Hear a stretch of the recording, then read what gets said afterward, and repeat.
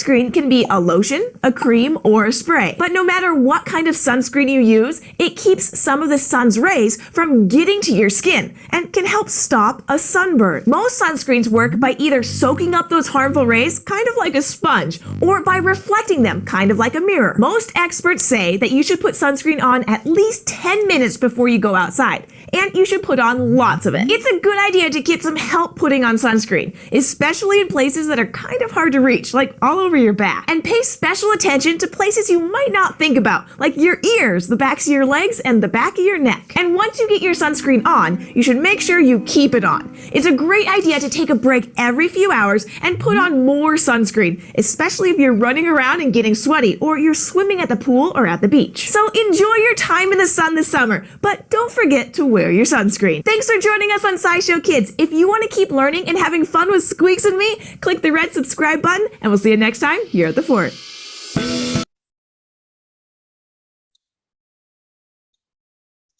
All right, so sunscreen is super important for all of us because of the UV light that comes down from the sun. So we are going to make a UV light detector. I believe everybody has found their kits. So in your bag of supplies today, you should have a bag of beads and a pipe cleaner. These are the two things that we need to start today. Those are it. Very good. So you can dump your bag of beads out on your desks or tables, wherever you are. And let's look at them. There are some beads that have a color. I have some yellow beads, a blue bead, a green one, and one bead that is very white. But then I have a bunch of beads that are kind of a weird, clear, almost a white, but it's not quite the same as my white bead. These beads are special beads. They are covered in a material that interacts with UV light, the ultraviolet light that comes from the sun. So if you have a window in your classroom, you will see these beads turn colors. That means that there is UV light coming through your window. So we're going to create a detector. You can put all of your beads on your pipe cleaner. You can hang it on your backpack. You could turn it into a bracelet, put it on some keys, carry it with you, and then you know there is UV light that is touching you. Maybe you should put on some sunscreen to keep your skin safe.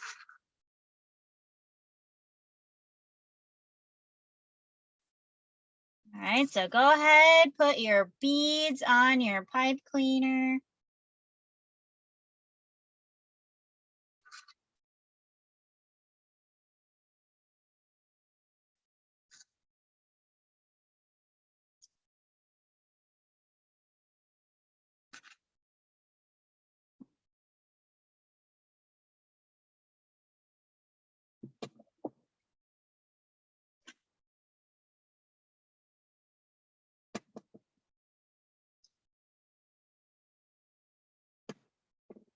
If you take your beads outside on a cloudy day, they will only change color a little bit.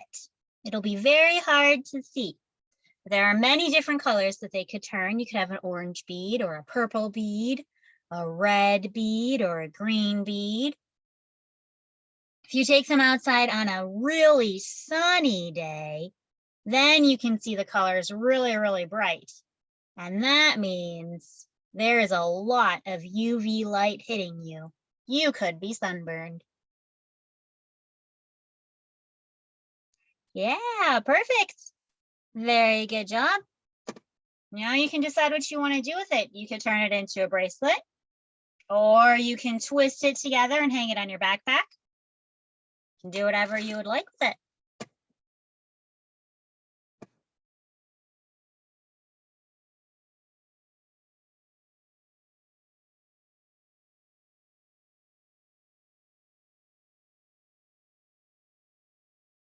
So the paint that is on these beads, when the UV light hits it, there are electrons in the paint and they start bouncing all around, and they are the ones that make it change colors. So all of a sudden your bead becomes an orange bead or a pink bead.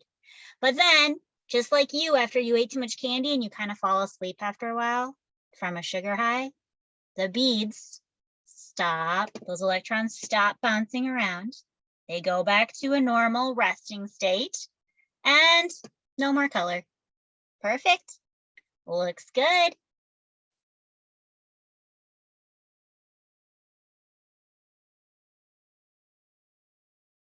Very good. Yeah, good job. Just like that. So you will have to explore what color beads you have. I like the bracelets, very nice. See if you got any fun colors. You might be able to exchange some colors if you want a different one. Have fun with them. But the main thing to remember is sunscreen is really important. You can see how important sunscreen is by putting some on one of your beads. See how your beads change colors when they're in the sun? Put sunscreen on one and see if it still changes colors. It'll stay white because that sunscreen is blocking all of those UV rays from hitting the bead, just like that sunscreen keeps you from getting a sunburn.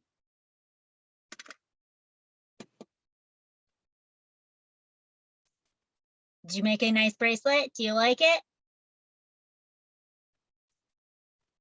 I think it looks good. All right, we are going to now talk about the power of the sun. We talked about how there's so much light that comes from the sun that it could burn us, but I think there are some ways that we can use all that power to make solar power. So let's watch another video and see what other things we can do with the sun.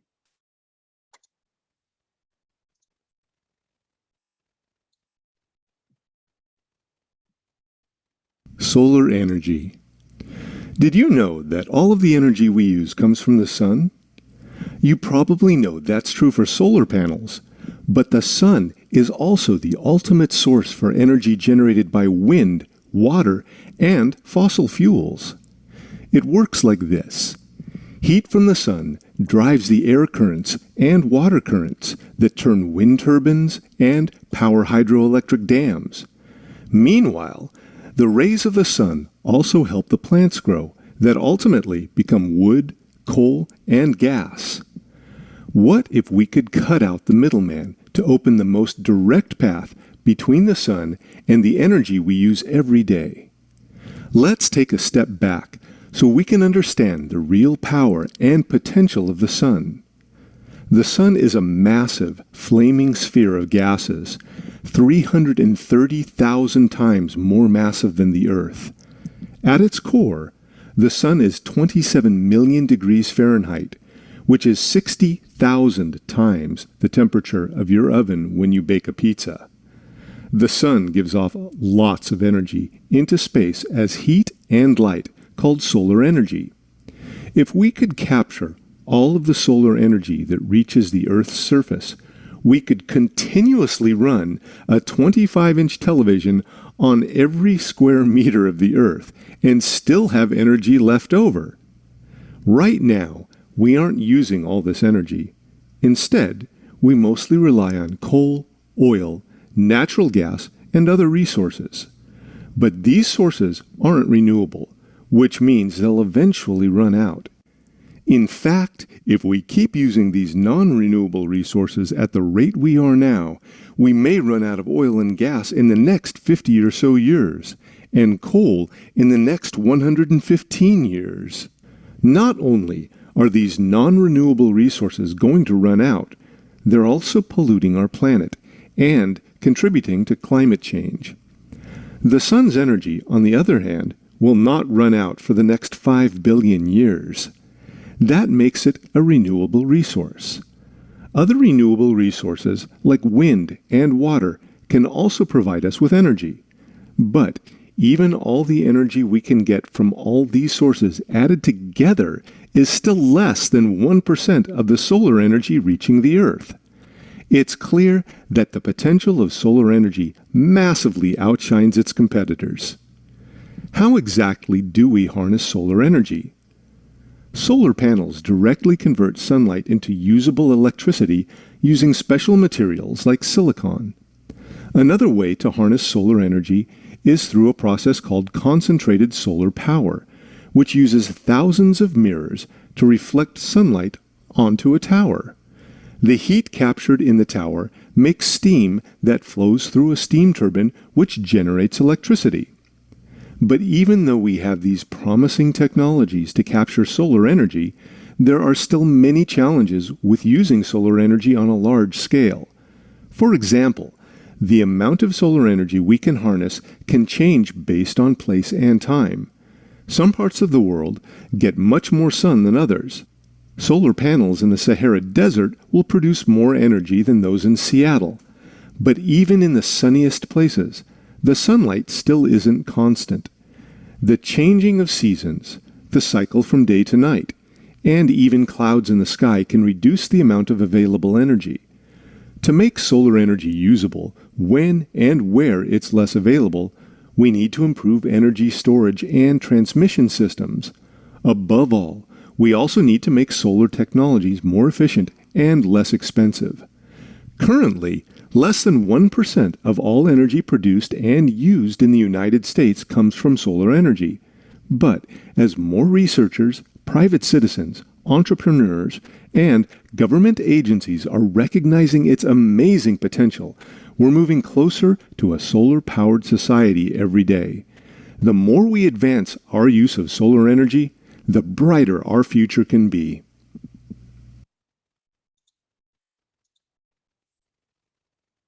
So it talks about harnessing the power of the sun, but sometimes it's really expensive. What if we could harness the power of the sun using the supplies in your bag? Do you want to create a solar oven? Yeah, very good. All right, you are going to need to find your binder clip, your black paper, your tin foil, and your CD case. We are also going to need 4 pieces of tape. Nice pile of supplies. That's perfect. All right, we are all going to need 4 pieces of tape. All right, so the first step is to find out what side of your tin foil is shiny. Tin foil has 2 sides, a really shiny side and a not very shiny side, a dull side. We want to put our tin foil on our desks with the dull side facing us. The shiny side should be on the table. The dull side is going to be looking at you.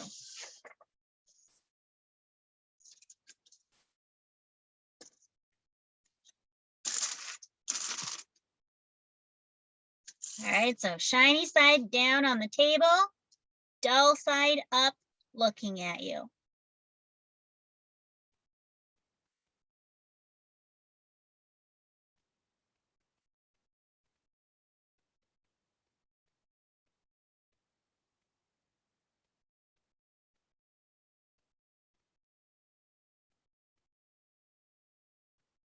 Shiny side should be down on the floor or the table, and the dull side should be looking up at you. Can you figure it out? Your next step is the black paper. Take your black paper, put it over your tinfoil. It's a really easy step. We want the black paper right on top of that tinfoil. Yep. And then you are going to take your 4 pieces of tape and tape your corners together. However you want to tape your corners together. I'm going to take mine.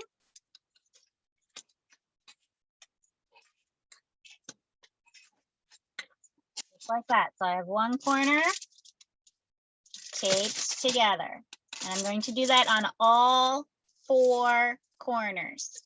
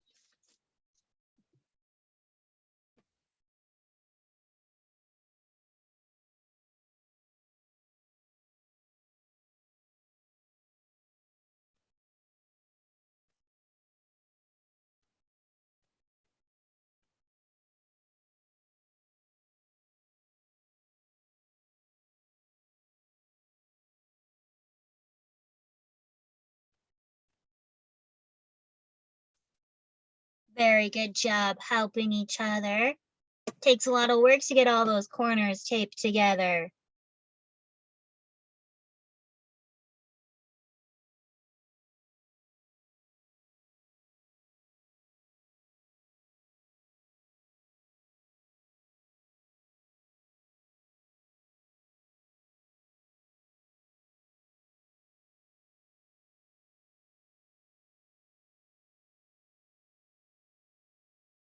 All right. What rooms are ready? Are we ready to move on? Do we have our corners taped together?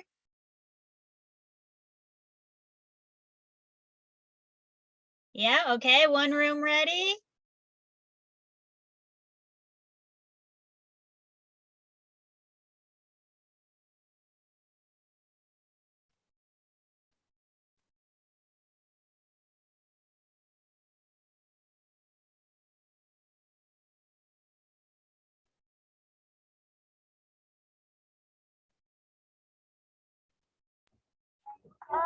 Do we have to tape all the corners together or just two? We want to have the tinfoil and the black paper taped together really well. So we're going to bend our paper next. So yeah, you should have 4 pieces of tape somewhere at each corner.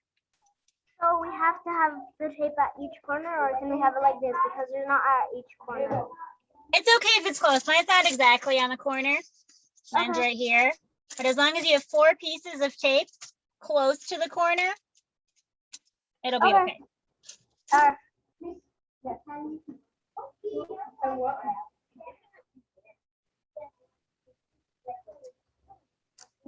How are we doing? Do we have all the tape that we need?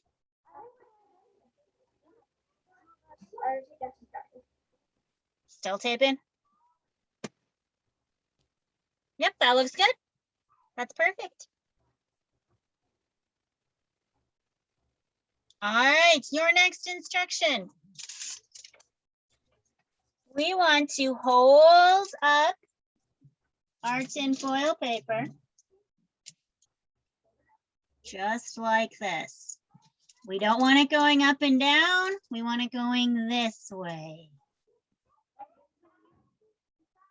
All right.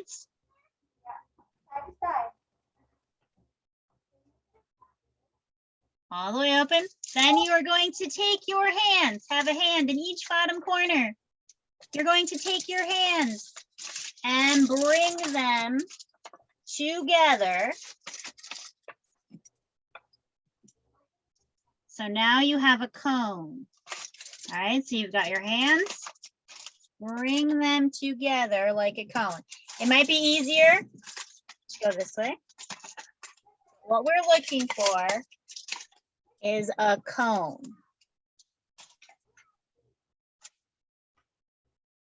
Looks good, looks good. Make sure you're doing it the long way. Not up and down. We don't want the 2 short sides coming together. We want the 2 long sides coming together.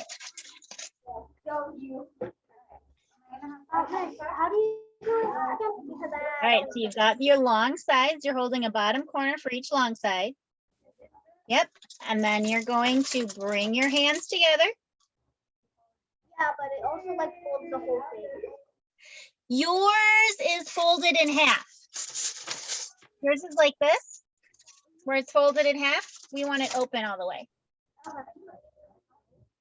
Open it all the way.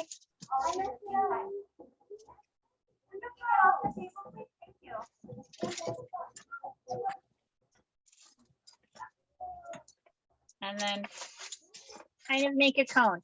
You can take more tape I know. and tape the two sides together, kind of like you would have an ice cream cone. You would tape it together so that you can have your cone all stuck together like an ice cream cone.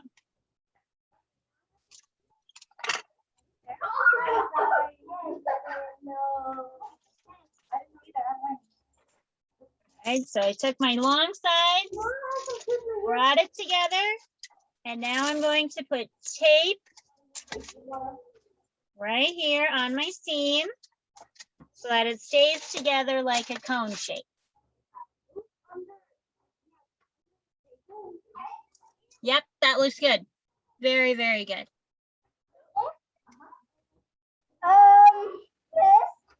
So when you did your cone, you did the short sides. We need to do the long sides together. Yep, that one's perfect. All right, then you should have your binder clip. If we all have our cones already, you guys did really well with that step. Looks like a good cone. You're going to take your binder clip and you are going to smash the bottom of your cone around, the tip, the point, and put the binder clip on it. So now the point of my cone has a binder tip clip on it. Okay.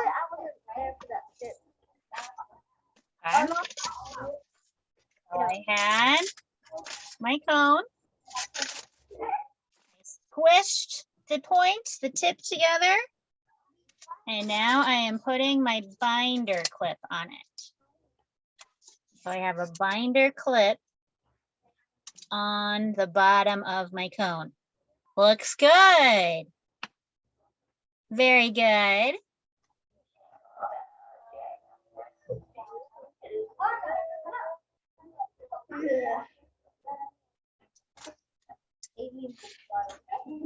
We all have our binder clips on?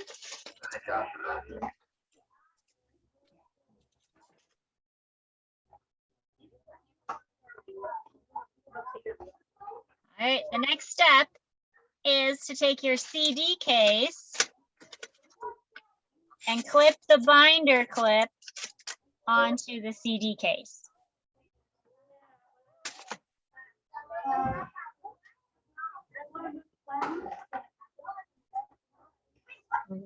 You've got good cones with your binder clip on them. Very good. And then you're just going to add a CD case to that binder clip. It goes from binder clip just on the cone to binder clip, cone, and CD case all together.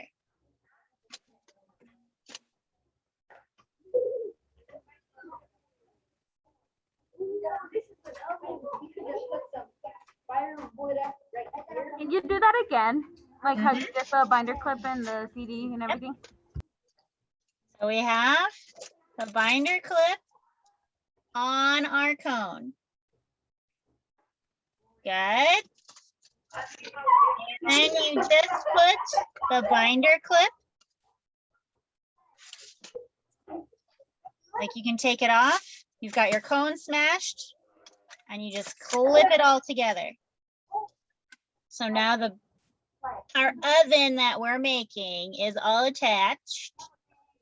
This is to give it some extra weight. That looks good. Now, you can make s'mores in here. You could make nachos in here. Maybe you could even bake cookies in here. All you need is a really sunny day. And all of the heat that comes from the sun that warms you up when you go outside in the sun is going to collect in our tinfoil oven, and it will bake whatever you put in there. All right, so it'll make your marshmallow or your chocolate all nice and ooey gooey. It'll melt all of your cheese. But if you are taking your solar oven outside, make sure you put some rocks somewhere on your CD cover to keep it from blowing away. The sun likes your oven, or not the sun, the wind likes your oven, and it might blow it away. So make sure that you weigh it all down so that you can actually cook your food and then you can eat it without it blowing across the playground. All right, so today we talked about the danger of UV rays. And now you know when you should be wearing sunscreen because your UV detector will turn colors. So hold up your UV detector to a window if you can't go outside right now, or if you have an opportunity to go outside, take your beads with you and you can see what colors they turn and just how much UV light is hitting you. And you can take your solar powered oven and make yourself a snack. Those solar ovens look good. Very nice job. So hopefully there are some extra supplies that you got from us for the kids to go outside, but if not, they can use these at home. All right, I love the solar ovens. You guys are going to be able to make some really good s'mores or nachos or cookies or I don't know, what do you like to melt? Very good melting oven. Nice job, everyone. Great work on your solar ovens. I'll see you next time. Bye.